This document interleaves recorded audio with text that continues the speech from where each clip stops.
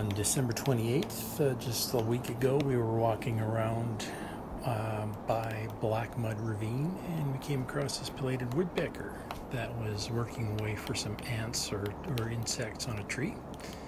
So we caught some video of this guy, watched him for a little bit, and he actually made really good progress on this hole. It got big in no time.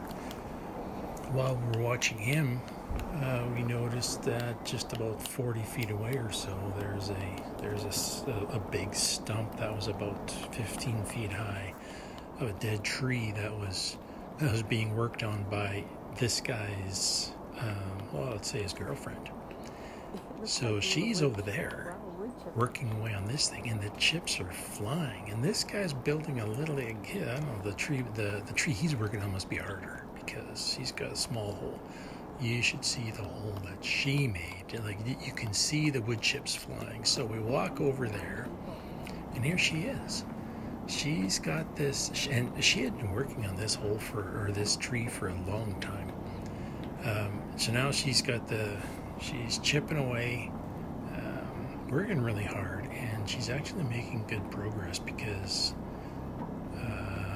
later on we'll see how deep these holes are. See here, we walked over 6 feet to get a different view, and you can see how deep she's going. She's looking inside and outside, inside. She checks how deep how far she's going in. And I thought she was making a nest, but December's not really the right time of year to be making a nest. So she's probably looking for bugs and spending time outdoors like everybody else is these days. And here you can see her working on this hole.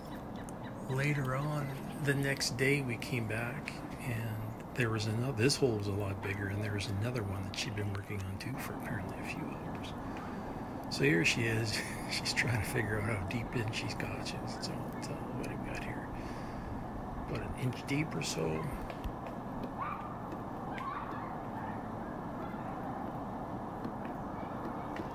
Meanwhile, about 20 or 30 feet away, we saw a couple of downy woodpeckers that were working on some smaller trees, looking for their own insects. The next day, on December 29th, we went back to where we saw the woodpeckers, and they were gone. They had moved down about a few hundred meters down the ravine, but this is the tree stump that she was working on. You can see all the wood that she's chewed and pecked off of there. She's got a really big pile of bark and chips that have accumulated on the ground. So there must have been a lot of bugs in that dead tree. So a few hundred meters down, I found her again, and I call her Miss Whitespot because she has a white spot on her left flank. You can just barely see it there, and it's the same white spot on the previous videos as well.